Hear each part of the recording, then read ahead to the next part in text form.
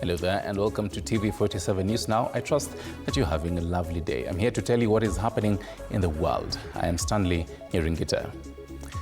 We start off on matters politics, and the Orange Democratic Movement Party now says Secretary General Edwin Sifuna went against party resolutions he had personally supported as succession politics following the death of Raila Odinga continue to stir internal tensions. And according to this particular party and in court documents filed before the political party's disputes tribunal, ODM states that Sifuna took part in key decision-making meetings, including sessions of the National Executive Council, the Central Committee and the National Governing Council, where Dr. Oburu Oginga was endorsed to steer the party in an interim capacity. The party now says him of later issuing public statements that contradicted those resolutions and created uncertainty within its ranks. ODM further argues that the disciplinary action initiated against Sifuna was anchored in the party constitution and claims he moved to the tribunal before exhausting internal dispute resolution mechanisms.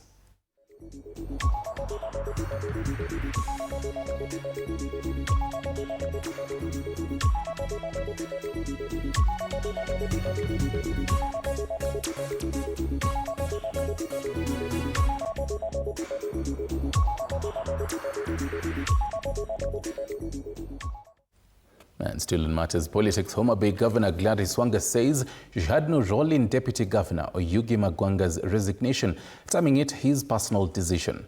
In a statement on Friday, Wanga confirmed receiving and accepting his February 26th resignation letter in line with the Constitution and the County Governments Act, declaring the seat vacant with immediate effect.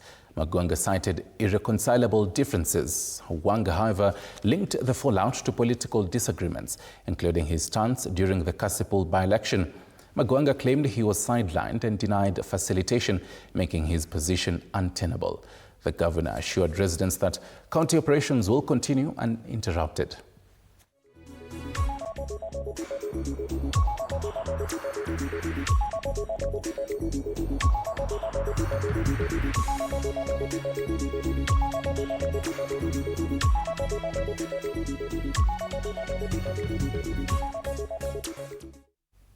Let me tell you about matters health now. And beekeepers in the country could soon benefit from emerging research indicating that, get this, bee venom may have potential in combating aggressive forms of cancer. Yes.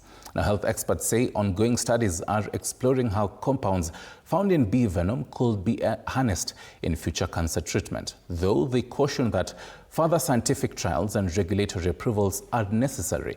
The development could also create new economic opportunities within the agriculture sector by increasing demand for bee products. Cabinet Secretary for Cooperatives and MSMEs Wycliffe Oparanya said beekeeping plays a critical role in strengthening small businesses and expanding income opportunities. He also raised concern over the increasing prevalence of cancer in communities. Has moved from exporting raw materials to exporting finished products. The bee products value chain is a strong example of how value addition can unlock new industries, create employment, and increase farmers' income. One of the challenges in Africans in beekeeping is that they've not been able to maximize bee venom. Bee venom is currently valued at $370 million US, but many farmers have not been able to maximize it because of lack of standardization and lack of coordinated market. Right, quite interesting on that. To matters politics, and the NADCO committee now says the national dialogue process went beyond easing political tensions, describing it as a framework for far-reaching reforms. The committee members state that the proposals are aimed at strengthening accountability within independent institutions, addressing the high cost of living and promoting national reconciliation. They're calling on national leaders to fully implement the agreed resolutions, warning that failure to do so could erode public confidence in governance and economic systems. The committee further emphasizes that the need for sustained citizen participation in reform processes, saying inclusive engagement is key to preventing recurring political disputes. na kuna baadhi ya mambo in terms of implementation ambayo tunaona yameshafanyika na tutayaeleza katika report, na kuna yale ambayo hayajafanyika kabisa tutaeleza kwenye report, alafu kuna yale baadhi yameanza lakini hayajakamilika, tutaeleza yamefika wapi na ni kwa sababu gani yamesakama pale na vipi ambavyo yaweza ule msakamo ambao umefika unaweza kutolewa. Haya yote tutaweka katika ripoti, na muhimu zaidi katika hii ripoti ni yale mambo ambayo tunasema pia mwananchi lazima apate nafasi. Kwa hivyo mnapotuona katika kaunti yote tunaanza na county assembly, tunaenda kwa county commissioner, tunaenda kwa governor, alafu tunaenda kwa wananchi. Wananchi wanatuambia hao pia wanaathiriwa tumefika wapi katika mwendelezo wa hii 10 point agenda na NADCO report. Sote ni wahusika katika hii Kenya na tunashukuru Mola kwa. Let's take you all the way to Narok County, where the Environment and Land Court has dismissed a petition filed against the Ritz-Carlton Masai Mara Safari Camp and declined to issue conservatory orders. In its ruling, the court found that the developers had obtained a valid environmental impact assessment license from the National Environment Management Authority, NEMA, and that evidence presented showed public participation had been conducted. The petition sought to block the opening of the luxury safari camp located about 15 kilometers from the main wild-based migration corridor. Petitioners had argued that the project violated environmental laws, lacked adequate public participation, and posed a threat to the Masai Mara ecosystem and wildlife migration routes. However, the court noted that the camp had already opened on the 15th of August 2025 and found no sufficient grounds to halt its operations.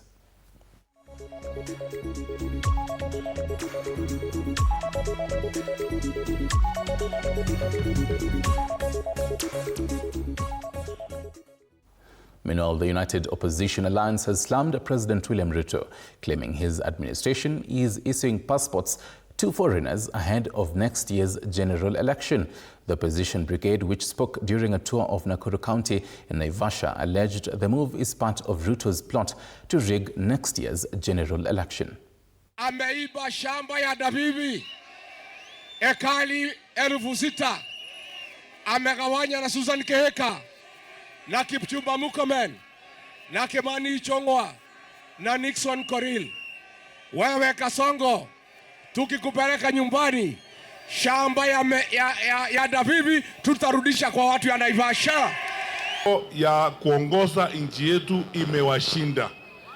Jana na juzi nyinyi mumeona ile aibu tunaona sisi kama wananchi wa Kenya, kwamba sura yetu kama nchi na sifa yetu kama nchi inaharibika kwa sababu wakora na wauni wanapewa passport ya Kenya kutembea nayo.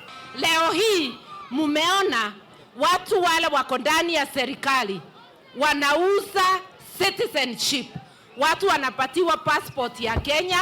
Wewe kijana ukienda kutafuta passport unapelekwa hivi hivi. Wewe vijana hapa Mai Mahiu, ukitafuta passport ya Kenya haupati.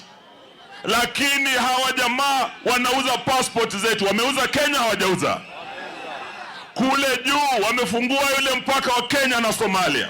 Wako wanauza vitambulisho vya Kenya kwa watu wasio wa Kenya. Wameuza Kenya, hawajauza.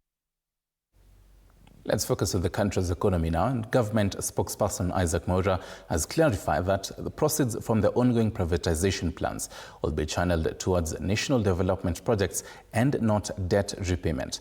Speaking alongside Principal Secretary Susan Mangeni, Mwaura said Kenya Pipeline Company, IPO, is projected to raise 106 billion shillings, with Uganda's UNOC expected to acquire a 20% stake.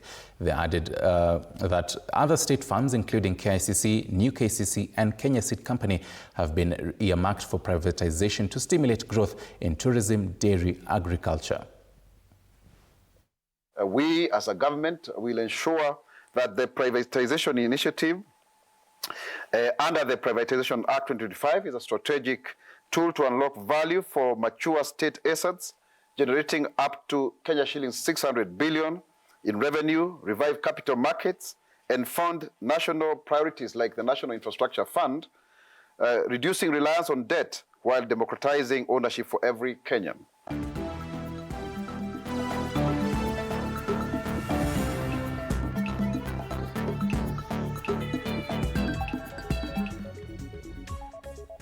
And to sports news now, football fans, this is for you. The stage is set for a thrilling showdown in the UEFA Champions League showdown and round of 16 as Europe elite clubs prepare for blockbuster clashes across the continent.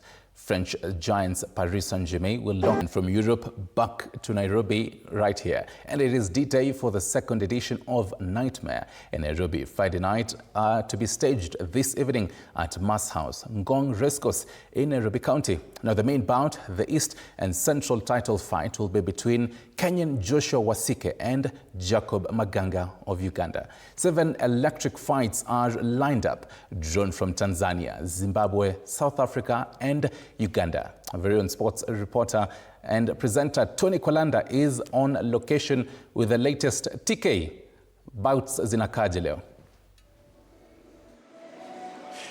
Indeed, thank you very much, Stanley Nyaringita in studio. Now this is where the party is happening this evening here in Nairobi. There is no other place in the capital, Nairobi, where it's happening other than the Mass House, Ngong Racecourse, off Ngong Road. Inside that particular place that normally has horses, today we are having boxers here at the Mass House for the Nightmare in Nairobi Edition 2. It is big, bigger and better. Some very nice main event bouts of fights, a core main event, super welterweight, super middleweight, some lovely boxers from Zimbabwe, South Africa, Uganda, Tanzania, and our very, very own here in the country, with the likes of King George will be in action, Joshua Wasike will be in action, Okola will be in action, and Diego will be in action. And at this time, I'm joined by the head of boxing at the promoters, that is the Kalakoda Promotions, who are, of course, behind this particular event. And I'm joined by Marvin Obuya, together with Young Lion, Face of Young Lion, Fitness, Face of Young Lion. Yes. Face of Young Lion, and our Olympian, that is Benson Gisharu, our champion in boxing. They're here, of course, to share what's going to be happening and to invite you. Remember, the tickets are going, and I'm being told they're in limited edition. In fact, the sitting arrangement, I understand, is almost full. So enda Asol Sasa, Kalakoda, look for those tickets, get with it. Marvin, yes. Lovely bouts this particular evening. Which one do you think will be the standout? Being the head of boxing, you have gotten boxers from Uganda, Tanzania, Zimbabwe. Which one do you think will be the one that people should be looking out for? I believe all the fights are interesting because our job is to give the best we can give in terms of boxing entertainment. So all fights will be perfect. I can't pinpoint and say this will be better than the other. All fights will be okay. Yeah. Of course, I know what is the main objective of this particular Nightmare in Nairobi. We started late last year. We are having every month, after every end of the month, we have this. We are giving boxers an opportunity to express themselves. So far, my boxers wanasema nini? Boxers are happy. And the main objective of Kalakoda Promotions is basically to bring boxing back to life. Boxing was there, boxing will be there, and boxing will always stay. So what we're trying to do is to show hope in all these boxers and the fighters and young athletes who are upcoming as well by giving them this experience, bringing international fighters into the country rather than them going and seeing them out here. So now we're bringing them home. Yes. So it gives them that more, they have more cycles, they know they're fighting at home. The crowd, the fan base, and the spirit of winning this, we're going together as a team. So I believe with Kalakoda Promotions, boxing is going to change. And Benson, of course, you're an Olympian. You've seen how boxers have struggled. You're seeing now the opportunities being given to them. What do you think so far where we are in boxing in Kenya? I think Kalakoda is doing an impressive work, considering there before, there's some boxers who used to fight once in a year, but this time around you can fight twice or thrice. Like someone like George, we are hoping maybe to see him fight 4 times a year, which that's the way it's supposed to be. Yeah, someone fight. Yeah. Watu wengi hata sahi, you find most of the boxers are asking how can we join Kalakoda, something like that. But there's a criteria that Marvin and someone else they usually use. Yeah. Thank you very much, Benson Gisharu, of course, who is the face of Young Lion Fitness, together with the head of boxing at Kalakoda Promotions, Marvin Obuya. They're here, of course, to make sure preparations are ready, and they're waiting for you. There'll be food, there'll be music, there'll be drinks, there'll be me, and there'll be many other things. Don't miss out, of course, even you, Nyaringita, in studio. We expect at 4 o'clock you should be making your way here at the Mass House. Back to your studio. Well, most definitely. Thank you very much, Tony Kwalanda, and I will definitely be making my way all the way to Ngong Rescues. And in case you cannot actually go to that particular place, TV47, Radio 47 will be broadcasting this particular 7 bouts just for you right here. Thank you very much for being part of News Now. My name is Stanley Nyaringita. More coming your way at 7 p.m. and 9 p.m., including this particular fight at 7:30 p.m. Goodbye.